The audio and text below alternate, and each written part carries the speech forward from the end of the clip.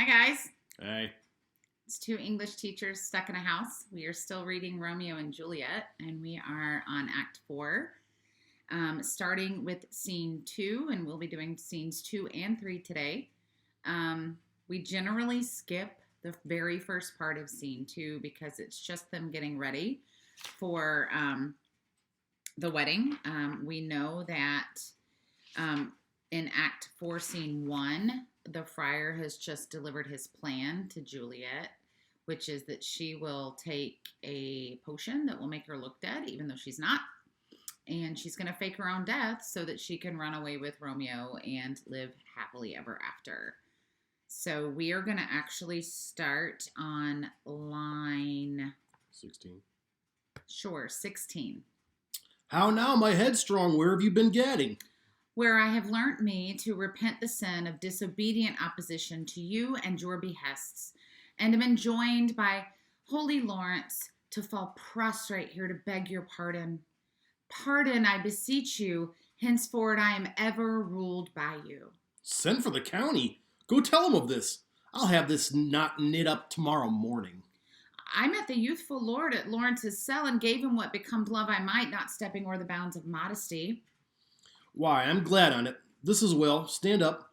This is as it should be. Let me see the county. Aye, Mary, go. I say, and fetch him hither. Now, fore God, this reverend holy friar, our whole city is much bound to him.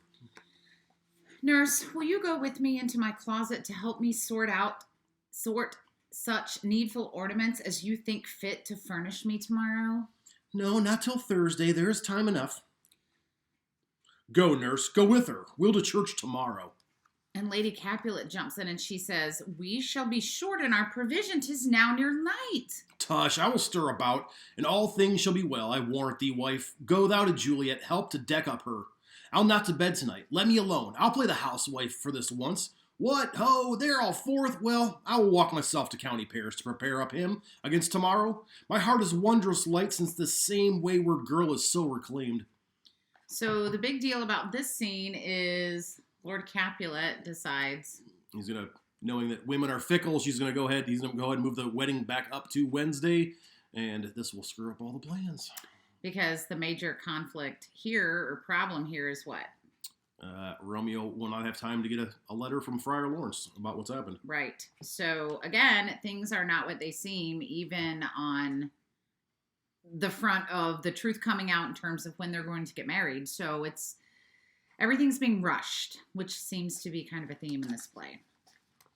So scene 3 in Juliet's bedroom that night. Yep. Aye, those attires are best, but gentle nurse, I pray thee leave me to myself tonight, for I have need of many orisons to move the heavens to smile upon my state, which, well thou knowest, is cross and full of sin. What, are you busy? Ho, need you my help? No, madam, we have culled such necessaries as are behooveful for our state tomorrow. So please you, let me now be left alone, and let the nurse this night sit up with you, for I am sure you have your hands full all in this so sudden business. Good night. Get thee to bed and rest, for thou hast need. Farewell. God knows when we shall meet again. So basically what happens here is Juliet knows that this is going to be the last time she's ever going to see her mom. And of course her mother doesn't know that. And so imagine this is serious. This is a big conflict. Because she is about to fake her own death. She can't say a proper goodbye to her mother. She can't raise suspicion. So after her mother leaves, she starts contemplating the poison. And Shakespeare likes to do things in all of his plays where a major character addresses an inanimate object. It's called an apostrophe. In Julius Caesar, Brutus does it to Caesar's dead body. And in Hamlet, Hamlet holds the skull up and he's contemplating, is life or death? What does it even mean when he says to be or not to be? And so here she is holding up this vial of potion. And basically, even though the friar encouraged her to do this, she's in it on her own. She has to make the decision. So we have the motif of the supernatural coming in again because she starts to feel an ominous feeling. In line 15, she begins with her soliloquy where she's speaking alone on stage. I have a faint, cold fear thrills through my veins that almost freezes up the heat of life. I'll call them back again to comfort me. Nurse, what should she do here? My dismal scene, I needs must act alone. Come, vial.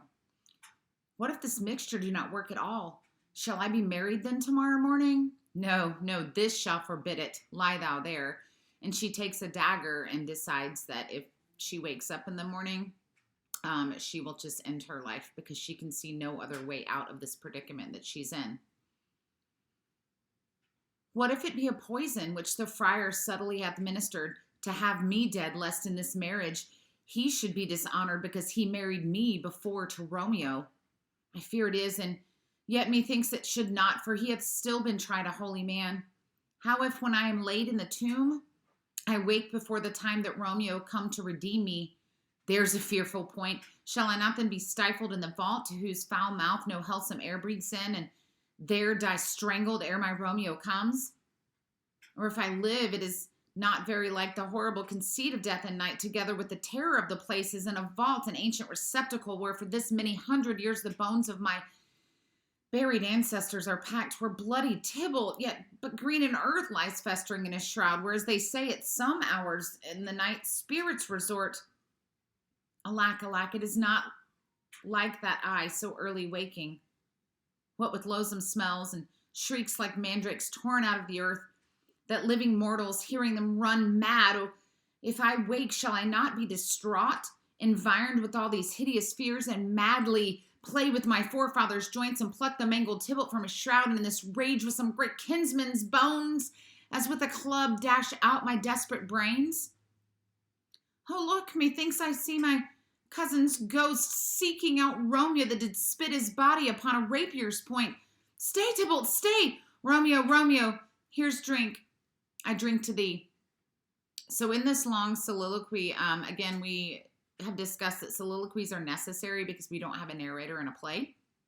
And we don't have the omniscient knowledge or benefit of the omniscient knowledge of a narrator to tell us what each character is thinking.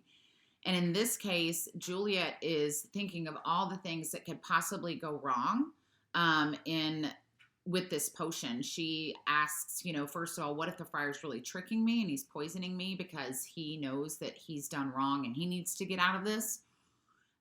She says, what if I wake up before Romeo and the friar come, and then I suffocate because I'm in a tomb? And then she remembers that Tybalt's dead body that's festering, she says, is lying there, and she wonders if he might come back and haunt her. She thinks she might go crazy and choose and pick up the bones of her dead ancestors and bash out her own brains. But in the end, she pulls the trigger. She decides, you know what, I've got to do this. It's the only way that she can have what she wants, which is to be with Romeo. And she has forsaken her entire family so that she can be with him.